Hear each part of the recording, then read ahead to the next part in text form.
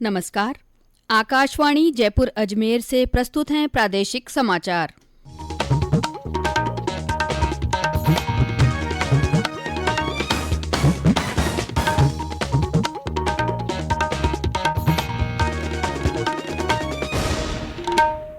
मुख्य समाचार। मुख्यमंत्री अशोक गहलोत ने अधिकारियों को गर्मियों में पेयजल की निर्बाध आपूर्ति सुनिश्चित करने के निर्देश दिए।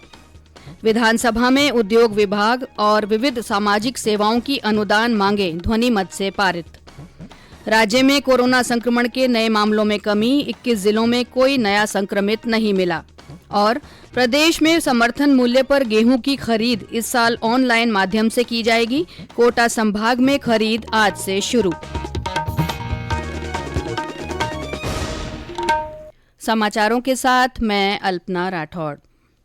श्रोताओं से अपील है कि कोविड से सुरक्षित रहने के लिए कृपया इन 4 सरल उपायों का पालन अवश्य करें। पूर्ण टीकाकरण कराएं, मास्क पहनें, 2 गज की सुरक्षित दूरी बनाए रखें, हाथ और चेहरा साफ रखें। और अब समाचार विस्तार से।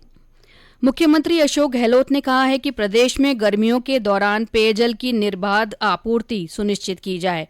श्री गहलोत ने जिला कलेक्टरों और जलदाय विभाग के अधिकारियों को निर्देश दिए कि वे कंटिजेंसी प्लान का प्रभावी क्रियान्वयन करें।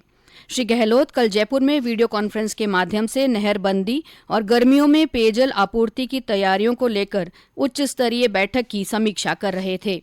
बैठक में उन्होंने निर्देश दिए कि इंदिरा गांधी नहर परियोजना क्षेत्र में 21 मार्च से 2 माह की प्रस्तावित नहरबंदी को देखते हुए परियोजना क्षेत्र से जुड़े जिलों में पेयजल का अग्रिम प्रबंधन करें ताकि नहरबंदी अवधि में अंतिम छोर तक लोगों को पेयजल उपलब्धता की कोई समस्या न आए। मुख्यमंत्री ने जिला कलेक्टरों को निर्देश दिए कि पेयजल आपूर्ति की नियमित मॉनिटरिंग करें और उपभोक्ताओं की समस्याओं के समाधान के लिए जिला स्तर पर नियंत्रण कक्ष स्थापित किए जाएं। जल जीवन मिशन के तहत राजस्थान में 12,34,000 ग्रामीण परिवारों को नल जल कलेक्शन उपलब्ध कराया गया है। केंद्रीय जल शक्ति राज्य मंत्री प्रहलाद सिंह पटेल ने राज्यसभा में यह जानकारी दी। श्री पटेल ने बताया कि राजस्थान में अभी तक 24 लाख से अधिक ग्रामीण परिवारों को उनके घर तक नल से जल की आपूर्ति की जा चुकी है। विधानसभा में कल उद्योग विभाग की 4 अरब 1 करोड़ 67 लाख रुपए से अधिक की अनुदान मांगे ध्वनिमत से पारित हुई। उद्योग मंत्री शकुंतला रावत ने विधानसभा में कहा कि प्रदेश में निवेश बढ़ाने और उद्यमियों को प्रोत्साहित करने के लिए सुव्यवस्थित माहौल स्थापित किया जा रहा है। उन्होंने बताया कि जन घोषणा पत्र के तहत राजस्थान औद्योगिक विकास नीति 2019 जारी की गई है। अभी तक 370 औद्योगिक क्षेत्र स्थापित किए गए हैं। इनमें 41,600 इकाइयां उत्पादनरत हैं। उद्योग मंत्री ने कहा कि देश में पहली बार राजस्थान में अभिनव प्रयोग करते हुए प्रत्येक उपखंड पर औद्योगिक क्षेत्र खोले जाने का निर्णय लिया गया है। उन्होंने बताया कि उद्यमियों को संबल प्रदान करने के लिए एमनेस्टी स्कीम लागू की गई है। इसमें अभी तक 54 करोड़ रुपए की राहत प्रत्यक्ष रूप से उद्यमियों को दी जा चुकी है। कल ही सदन में विविध सामाजिक सेवाओं की 69 करोड़ 1,30,000 रुपए की अनुदान मांगे भी ध्वनिमत से पारित हुई। उद्योग और देवस्थान मंत्री शकुंतला रावत ने कहा कि प्रदेश में कोई भी मंदिर जीर्ण शीर्ण नहीं रहेगा।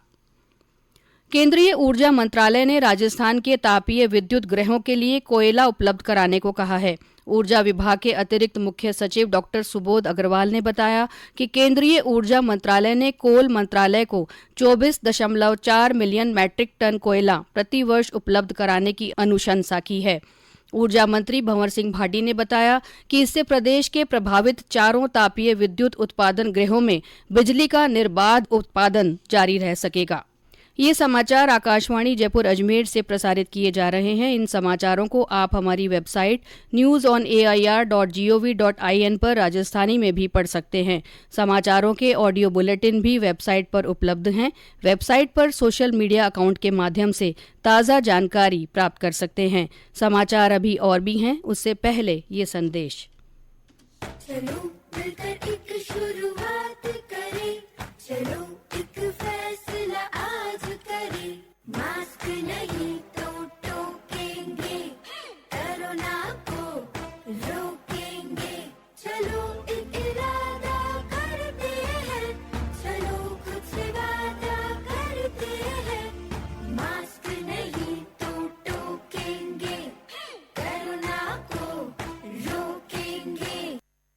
समाचारों में आपका फिर से स्वागत है।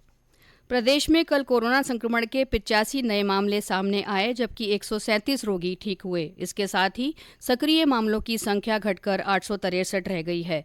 स्वास्थ्य विभाग के अनुसार कल जयपुर जिले में 41, जोधपुर में 20 और 10 जिलों में 6 से कम लोगों में संक्रमण की पुष्टि हुई।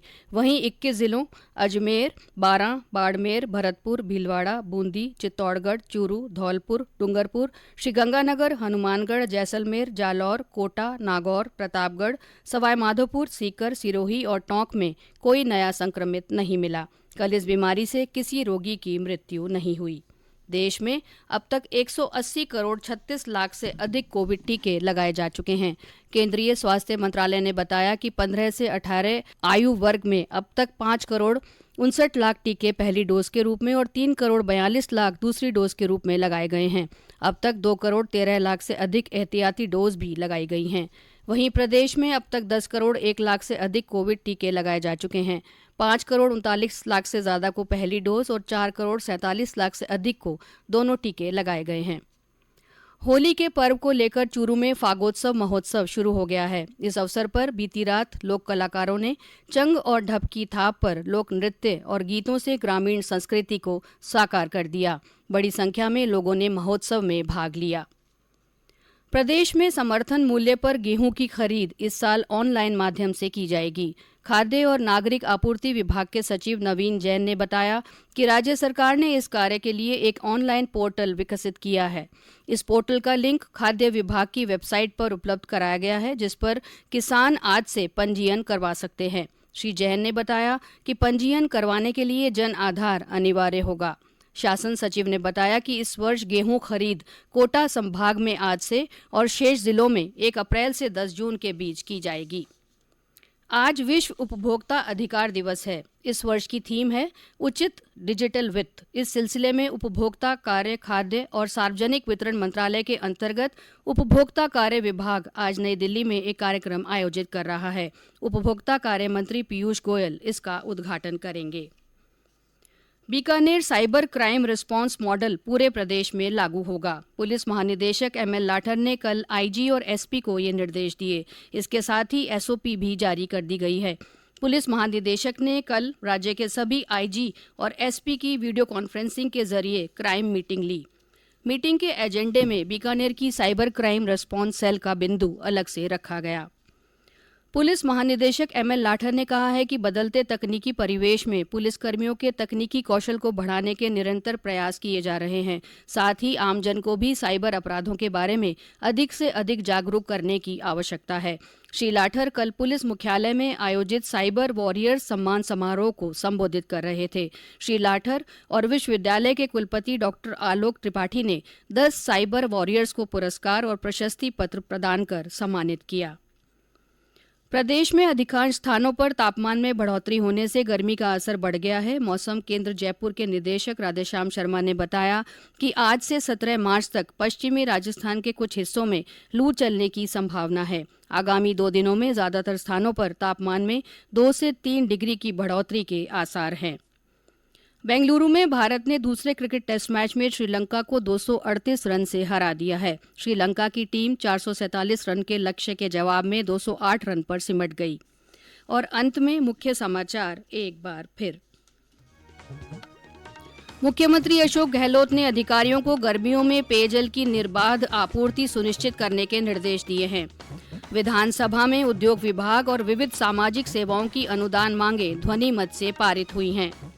राज्य में कोरोना संक्रमण के नए मामलों में कमी आई है। 21 जिलों में कोई नया संक्रमित नहीं मिला है।